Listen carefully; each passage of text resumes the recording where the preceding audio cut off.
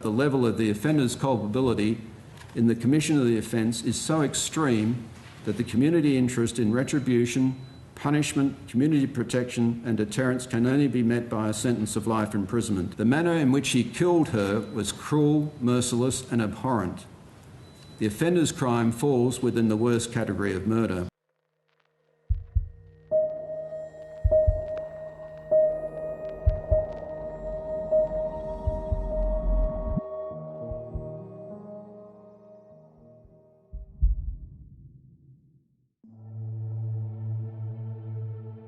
Today's case takes us to Sydney, Australia, and back to the 27th of April 2010, 6:30 p.m. The streets around Chatswood were peaceful. People were coming home from work and getting ready to settle in for the evening. That was until the desperate screams of a woman shattered the stillness. A couple walking their dog along Holland Street went over to investigate. They saw a man wearing a green hooded jacket and carrying a backpack, running away from the house the screaming had come from. They had tried to challenge him, but he quickly ran off and disappeared. As the couple moved closer to the house, they found a woman on the veranda.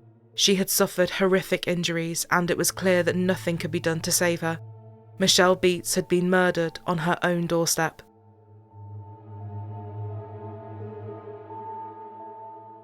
Michelle had just arrived home from work at the Royal North Shore Hospital. She had been born in New Zealand and attended Epsom Girls Grammar School in Auckland and later worked in the heart department at Green Lane Hospital. Since moving to Sydney, she had worked in the emergency department at Royal North Shore Hospital for 25 years, and the past 10 years had been as a nurse unit manager. As with all jobs in healthcare, it was extremely hard and stressful. It was long hours with massive workloads, but Michelle took it all in her stride. She was described as quiet and reserved, but she didn't take nonsense from anyone. Michelle was very popular and well respected amongst her peers. This was what made the news of her murder so hard to process. Who on earth would want to hurt her, and hurt her so violently? Police thought maybe she had disturbed someone robbing her house, but this theory was quickly shot down. The electricity to her house had been cut off deliberately at a junction box by the front door. This meant that both the outdoor sensor light and the alarm system to the property had been disabled. Her shed door also appeared to have been tampered with. She had been ambushed in a planned attack. Her throat had been cut and she had been stabbed multiple times in her chest, head and throat, before being left to bleed to death on her veranda. The police began looking into the personal records of staff members at the hospital. Michelle had reported drugs being stolen, and a member of staff had been fired as a result. Maybe a disgruntled former colleague would have a motive. The area was cordoned off and officers began the painstaking task of hunting for clues. More than 20 markers led away from the property, heading along the footpath in the direction of Johnson Street. It was reported that they indicated the path her killer had taken as he ran away. The police also appealed for the public's help in tracking down this man. Michelle's day had been a typical one. She had gone to work and then stopped to get groceries on the way back to the home she shared with her partner David, who was very quickly ruled out as being involved. Chatswood was a low-crime area. It was a safe neighbourhood, so people were understandably stunned and very frightened. And for her colleagues at the hospital, they were completely crushed. New South Wales Health called her a valued and esteemed colleague, friend and mentor. She was an exemplary nurse, a dear friend and teammate. We are devastated by her loss. Dr. Robert Day, the deputy director of the emergency department she worked in, said the department had lost a friend and leader. There was speculation that a patient with mental health problems had killed her, but the police were quick to dispute that. That is not correct, Superintendent Terence Dalton said. It's an ongoing homicide investigation. Police are looking into the victimology of the victim, which includes looking into her complete background, everything about her. A number of her work colleagues have been interviewed thus far. Statements have been taken, her family have been spoken to, and the police will continue along those lines of inquiry. They also shut down rumours that David was in protective custody. On the night she was killed, she was due to have dinner with David and an old friend, Franz, someone she had grown up with. Franz was over in Australia for a dragon boat racing competition, and they had arranged to meet up and have a long overdue catch-up. He would cancel the dinner and return to New Zealand, and he was left in total shock when he found out what had happened to his friend. The gruesome way she died is unbelievable, he said. In speaking to people, one name had come up. Michelle had told people she worked with at the hospital that a man had been starting to freak her out. 48-year-old Walter Marsh. Walter Marsh was a former US Marine. He had worked at the Royal North Shore Hospital with Michelle. He had arrived in Sydney in February the previous year and had a 12-month contract with the hospital. He said that he could remember seeing Michelle a few times while he worked there, but he said they hadn't fallen out or anything of the sort. But upon digging further, this didn't appear to be true. He had been on a 12-month contract, but in early 2010, this hadn't been renewed. He blamed Michelle for this. He believed that she had given him bad references, which stopped him from finding further employment. He needed a job to be able to stay in Australia. He didn't want to go back to the United States, as he had a massive child support bill waiting for him. He was a firm person of interest, and he certainly did seem to have a motive for wanting to hurt Michelle. Walter had gone back to the hospital just a few days after the murder, but this time as a patient, as he had suffered a seizure. Her colleagues were treating the man they knew was the prime suspect in her killing. Even though his name and identity were not being released at this point, he did continue to speak to the media, who blurred his face. He denied any involvement. Did you kill Michelle Beets? No. He said he liked Michelle, and he enjoyed the people he worked with. I enjoyed the eclectic mix of personalities and thought we all got along wonderfully, he said. He added that he thought he was being targeted because he was not Australian. He was adamant that he was innocent. He said the police had made up their minds that he was involved, but he had nothing to do with it. I'm not a killer, and I certainly would never harm a woman, he said. The police think that just because I have a military background that I am a killer. I'm not.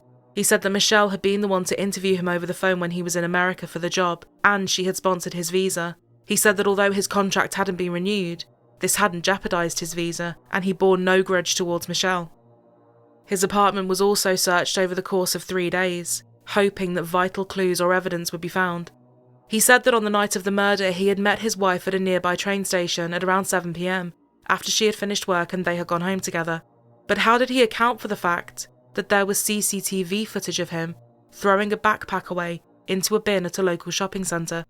I was always going to throw away that bag. It's no big deal, he said.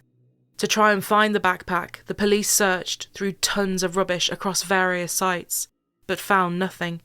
Even though the police had spoken to him twice, there was not enough evidence to charge him. But that would soon change. The investigation into Walter continued, and the police finally got the lead they had been looking for. He was taken to the station for a third time. Did you know where she lived? No. No? You ever been to her house? No. Were you ever trained to use knives? No. He said that she... In his police interview, Walter Marsh said he was astounded when he heard about the murder of his former boss. I was horrified. Horrified? It was terrible that somebody would do that. Did you murder Michelle Beets? No. The officers also spoke to his wife. She said that on the night of the murder, just half an hour after the fact, he had said to her, "I did it. It's done. The bitch is gone. No more bad references." He also practiced throat-slitting techniques on his wife and brother-in-law, techniques used by the Marines to kill someone quickly and quietly. Walter Marsh was subsequently arrested at his Lane Cove apartment, and 3 weeks after the killing he was charged with the murder of Michelle Beets. He was refused bail. A former US Marine will stand trial for the murder of Michelle Beets. Walter Marsh is accused of killing the nursing manager with a knife at her Chatswood home in April. His wife and brother-in-law gave evidence against him at a committal hearing. They said he practiced his knife technique at home and hated his former boss. A magistrate today referred the case to trial in the Supreme Court. Michelle's brother Marty said the news of him being charged was fantastic. Of course, we must now see justice do its course. We just have to let the police do what they do, let the law do what it does, and it probably won't be long until it goes to court that you're believing it's happening. Michelle's father Robbie said he was happy with the news, but did express enormous empathy for Walter's family too. "I feel sorry for Mr. Marsh's wife, and for his family in the US. I hope the trial will be speedy, correct, and come to a proper end," he said. Walter Marsh, a 49-year-old former US Marine, is due to face a committal hearing next month. He hasn't yet entered a plea to the charge of murder. Documents tendered to the court say that Walter Marsh's wife and brother-in-law are due to testify against him. The papers reveal that the case against Mr. Marsh will include admissions he allegedly made to his wife about the killing. Walter had no reply to the charges, and the judge accepted this silence as a plea of not guilty, meaning that this would be going to trial. He was also found to not have any substantial impairment or mental illness.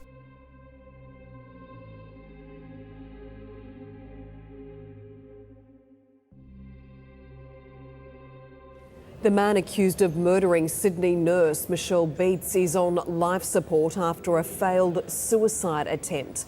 Walter Marsh was rushed to hospital on Saturday morning after he was found in his prison cell with his wrists and throat cut. A suicide note was reportedly also found in the cell. Marsh is alleged to have stalked and then killed Michelle Beets at her Chatswood home in April this year. After the attempt on his life had failed, and he was released from hospital, the trial of Walter Marsh would begin. It would emerge that Walter had actually been planning this and stalking Michelle for weeks. He had observed her house to work out what security systems she may have had and what the layout inside was. Walter wanted to know what her pattern and her routine was, so he would call her home phone multiple times each day from payphones to see when she usually got back. She even saw him on her street on one occasion. This was why she had told colleagues he was really starting to freak her out. On the day of the murder, Michelle had changed her routine. Instead of driving into her driveway, she had backed in instead, meaning that she had come face to face with him. He had sat in wait with a balaclava over his face. He even had his knife sharpened in preparation. It also emerged that he had asked his brother-in-law to go with him to Michelle's house to keep watch for him, and he had also bought clothes from a second-hand store to wear specifically during the murder. He had told her that if she stopped screaming, he wouldn't hurt her, but he then slit her throat using the technique he had learned in the military, and repeatedly stabbed her. The prosecution argued that Walter had developed a deep resentment and hatred of Michelle, as he believed that she had given him bad references which had stopped him from finding a job. He had referred to her as a bitch on more than one occasion and said she needed to be gone.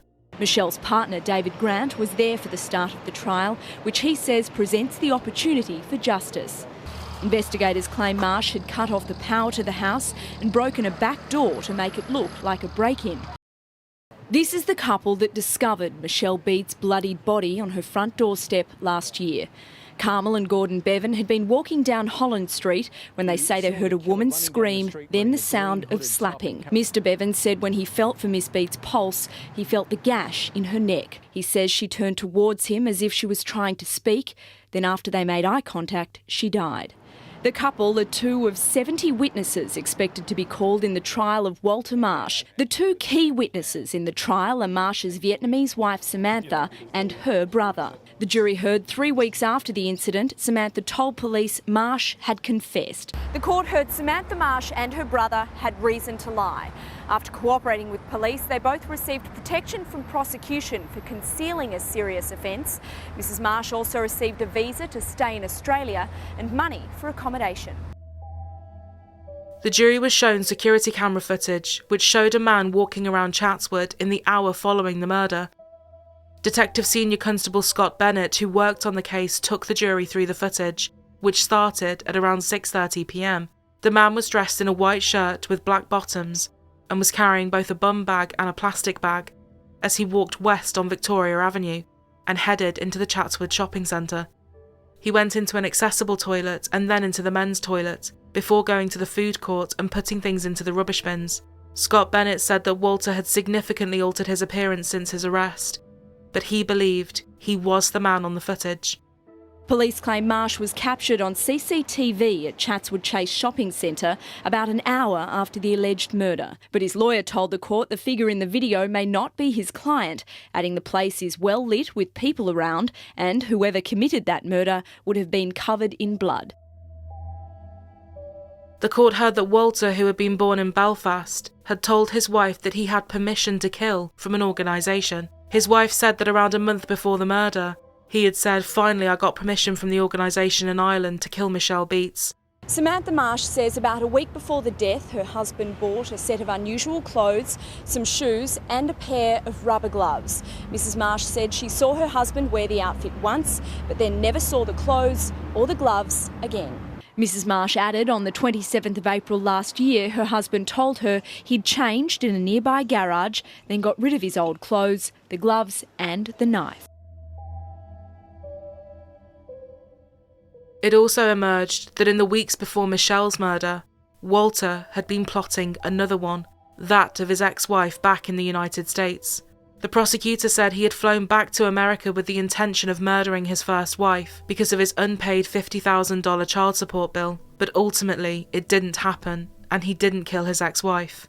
It shows some degree of pre-planning, the prosecutor said. He thought he would solve the problem by murdering his ex-wife. Then it turned to murdering Michelle Beets. In November, the jury had reached their verdict. Guilty verdict in the trial of the man accused of murdering Sydney nurse Michelle Beets. 10's Gabrielle Boyle has been following the case and she joins us now. Gabrielle, Walter Marsh has always maintained his innocence. So how did he react to this conviction? When the guilty verdict was handed down, a loud round of applause erupted from the public gallery. The family and friends of Michelle Beets were clearly absolutely delighted with the result. It has to be said, though, the reaction of the murderer was quite bizarre, to say the very least. He smiled, he giggled, he joked with his lawyer, he acted very casual. He took repeated sips of water, sat back in the dock and looked very relaxed. As he was led away to his cell, interestingly, he made a tut-tut-tutting motion to the victim's friends and family. What exactly that was meant to mean, perhaps we will never know. After an unimaginable loss, a small measure of relief for the family and friends of Michelle Beets. I'm personally very relieved at the result today. It's been a long, hard 18 months for myself, Michelle's family and friends. We just want you to know what a beautiful, wonderful person she was. And she was so sadly missed. The face of a killer with no remorse. Justice Derek Price said nothing other than the maximum penalty was appropriate for his barbaric crime. The level of the offender's culpability in the commission of the offence is so extreme that the community interest in retribution, punishment, community protection and deterrence can only be met by a sentence of life imprisonment. He told his wife that he wanted to confront Miss Beets by pretending to distribute Mormon books and by wearing a Mormon uniform to freak her out and scare her. However, his intention became an intention to kill. The manner in which he killed her was cruel, merciless and abhorrent. The offender's crime falls within the worst category of murder. I'm just happy that he's off the streets and, can't cause any more harm to anyone else. I agree with Justice Price that it certainly was in the worst category. It's unclear if Walter Marsh was even listening to what was being said inside court. He ignored a request by the judge for him to stand for his final sentence and had to be prompted by his lawyer. Marsh could appeal against the severity of his sentence, but David Grant says he hopes today's judgment will see any such challenge fail. Carl Herr, ABC News, Sydney. This wasn't just a victory for her family, but also for the police who would help bring him to justice. Although nothing was going to bring Michelle back, knowing that the person who had killed her would now spend the rest of his life behind bars did bring some degree of comfort. As previously said, Walter Marsh had been speaking to the media, and one of them was journalist Clementine Cuneo, and she had an extraordinary story to tell about her interactions with Walter Marsh. Over 2 weeks in March last year, I formed an uncomfortable bond with Marsh. We spoke often over the phone as he repeatedly denied he was the killer. Then, one Tuesday as I visited the hairdresser, he called again. He said he needed to tell me something, and that it wasn't particularly good. As he spoke, he began explaining to me that when people are desperate, they do desperate things. He rambled incoherently for a few minutes, but I kept listening, keen to work out what he was on about. I needed the money, Marsh said. Then the penny dropped. I asked Marsh, Walter, what are you saying to me? He replied, I had to do it for the money. At that moment, I realised I was hearing the confession of a killer. I told him he shouldn't be telling me this, that he must call the police. He went on, I have cancer, so I'm going to die anyway. My wife wants to go back to Vietnam to start a business. The money is for her. It was a contract killing, Marsh tried to convince me. I cut the conversation short. I felt completely uncomfortable and quite scared by what I'd been told, and I called the police. That night I received 2 more calls from Marsh urging me to meet him. I agreed and went to his home briefly the next morning with a photographer. What I wasn't aware of at the time was police were already interviewing Marsh's wife and brother-in-law.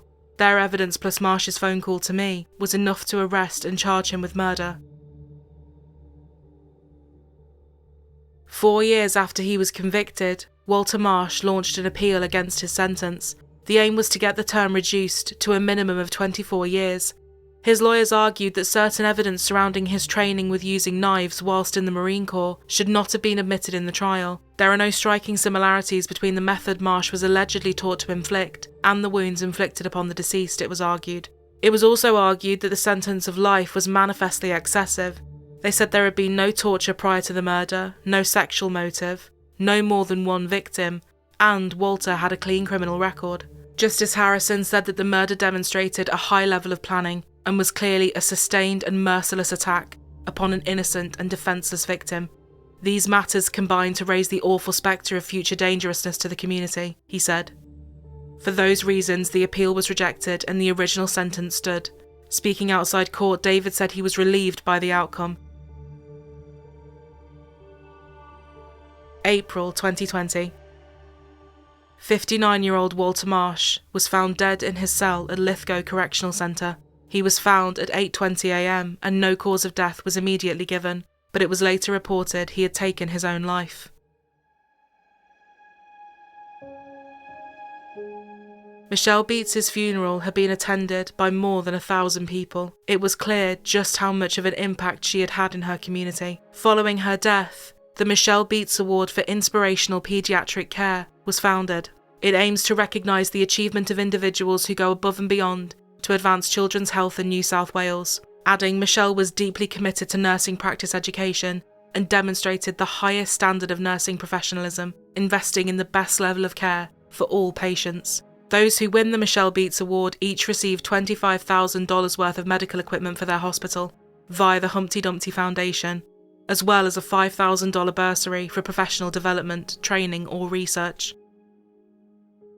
Though her life was tragically cut short, Michelle's legacy continues to live on. Her legacy lives on not just in the award, but in the lives she touched throughout her many years in healthcare. Every patient she cared for, every colleague she supported and helped, every act of kindness and selflessness she displayed. They are echoes of a life spent in service to others. And while justice was done, and may bring some degree of peace, it is her compassion, her dedication, and her humanity that continue to endure.